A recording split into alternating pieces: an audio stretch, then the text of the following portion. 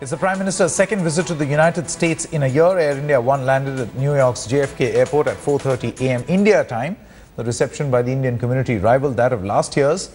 The huge crowd of enthusiastic expats waited for Prime Minister outside the iconic Waldorf Astoria Hotel in New York. Chants of Modi filled the air as security ushered him inside the hotel.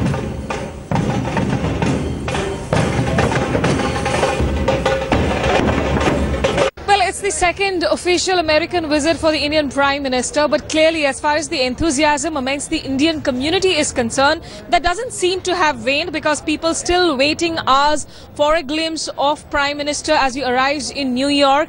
But let's try and get a sense from them as to how has the bilateral relationship, the Indo-American relationship, gained momentum. At the end of the day, these are the Indians or the Indian origin people who have now been, of course, earning their bread and butter and spending their lives in America as well. So, you know, what really has changed since the time Narendra Modi came in last year to now? How has the relationship changed between India and America?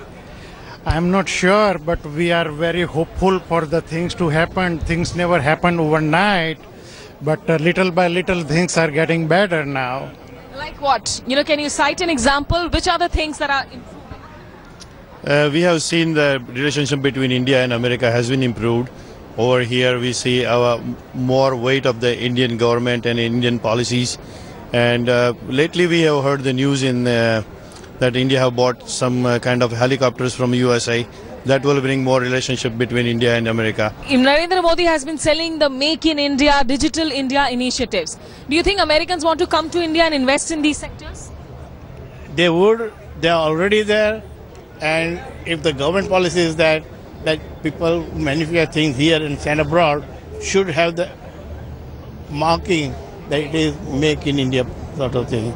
Okay. And that would help to make our image much better in all over the world. Right. You know, you're a young person. आप यहाँ क्या कर रहे हैं? New York में. Are you studying? Are you into? Yeah, I'm studying here. Studying here. Yeah. यहाँ इस UNGA के दौरान में the Chinese president भी शहर में है. Xi Jinping, वो भी Americans को woo करते हैं so that you know they can also do business in the technology sector. Where do Indians stand in this competition? Yeah, India is doing very well in IT field. Actually, I'm a computer science student.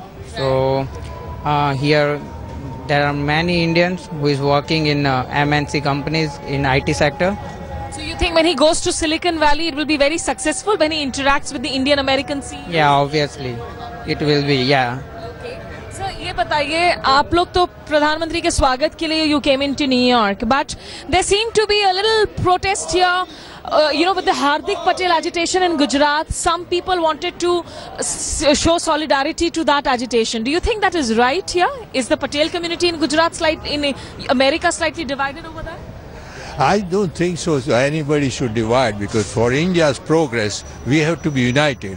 And up till now, there is no real Prime Minister in India who can produce something, which Modi is doing it.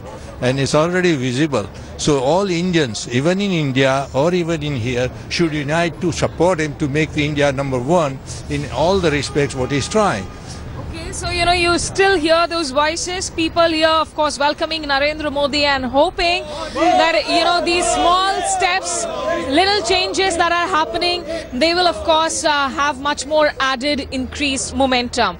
In New York, with video journalist Ashok Bhanor, this is Smita Sharma for India Today. It's a busy 5-day schedule for Prime Minister Modi after resting today. Modi's day, which incidentally begins today evening India time, is peppered with a series of meetings with industry. This includes one-on-one meetings with the financial sector, the US-India Business Council and the manufacturing sector. Modi will move on to the West Coast on the 26th. On day 3 of his visit, the focus will be the technology hub of Silicon Valley, where Modi will visit Facebook headquarters for a town hall Q&A with CEO Mark Zuckerberg. He'll also visit the Google campus and Tesla Motors. On Sunday, Modi will interact with the Indian diaspora in San Jose.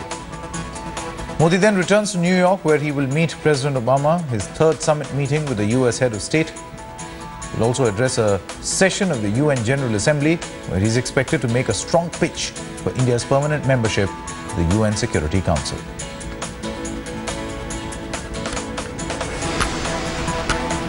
Venki Shukla, the president of the Indus entrepreneurs in Silicon Valley. That evening concludes with the Digital India and Digital Technology Dinner, which, as you know, is very, very important for our flagship Digital India program. Sunday, the 25th September, the Prime Minister visits Facebook in Hacker Square. Then the Prime Minister goes to the SAP Center, and there the big ticket event obviously is the address to the Indian community. We expect about 20,000 people there. So there's a meeting with President Hollande of France. Then there is a meeting with the Emir of the State of Qatar. There is a call-on by the President of the World Bank. And then, of course, there is a meeting with His Excellency Mr. Barack Obama, the President of the United States. It's a year since Narendra Modi's last and first, in fact, official visit to the United States. But now that he is back once again in New York, what really is to be expected, and what is the kind of momentum that Indo-American relationship has gained in the last 1 year? To talk about it, I am joined by a young foreign policy scholar, in fact, somebody who's also the senior program officer at the Asia Society Institute. Anubhav Gupta is with us. Anubhav, hi, completely a pleasure. Anubhav, tell us, what really are you expecting? Last time there was that entire euphoria about Narendra Modi's trip. There was also a bilateral involved. This time around, what do you think it's going to be focused on?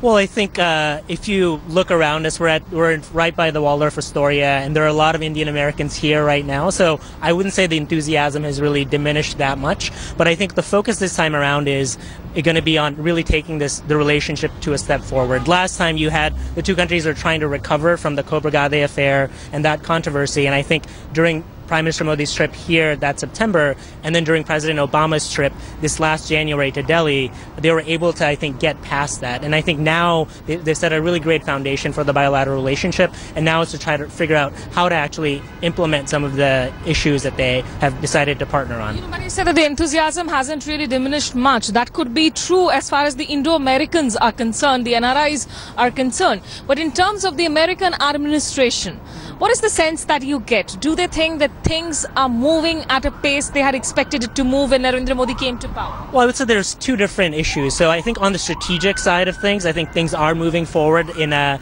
much faster way. You had the joint vision document that Prime Minister Modi and President Obama signed in January that outlined a much larger partnership between the two countries, and I think that was really groundbreaking, a greater strategic partnership in East Asia and Southeast Asia. On the economic side of things, I think there is some lack of enthusiasm. There has been a lot of criticism, and I think there's some disappointment that Prime Minister Modi has not been able to deliver on some of the lofty promises that people thought he was going to focus on. He's not, you've had the goods and services tax that has not moved forward in Parliament. You've had a few other reforms that people were hoping would be passed, and I think the business community, that's where some of the enthusiasm has changed.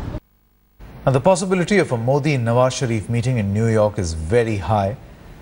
Now, two big reasons. First, both are staying in the same hotel, the iconic Waldorf Astoria, and are bound to bump into one another sometime or the other, if at all that happens. Secondly, responding to a question by India Today's Smita Sharma, the Ministry of External Affairs did not rule out an impromptu meet, only saying that there was no formal bilateral meeting scheduled.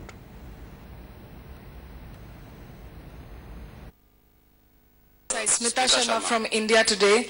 28th is when the Indian Prime Minister will also be at the UN Peacekeeping Summit. So his paths will cross with the Pakistani Prime Minister, Mr. Nawaz Sharif, and both the gentlemen also staying in the same hotel.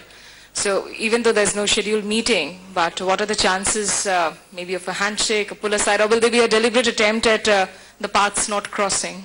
No, there'll be no deliberate attempt. If a handshake happens, you will get to see it. If a pull aside happens, you'll get to see it. As of now, there is nothing, no bilateral meeting on. In a bid to firm up ties with the United States of America over terror-related issues, India is expected to seek easy access to internet-related data on terror from service providers based in the United States. This will be in exchange for an agreement proposed by the US that facilitates sharing of vital information on terror by Indian agencies, which with the FBI-operated Terrorist Screening Center, or the TSC. The matter was examined by the Ministry of Home Affairs in consultation with the Research and Analysis Wing, the Intelligence Bureau, the NIA, and it was agreed that there is no disadvantage in entering into a proposed agreement. Sources say the issue is expected to be taken up during the Homeland Security talks between the two countries in December this year. TCS, a multi-agency organization administered by the FBI, consolidates several terrorist watch lists into a single screening database. The TCS database was created after US got into agreements with nearly 30 countries, 30, and includes details like nationality, date of birth, photographs, fingerprints, and passport number of the suspects.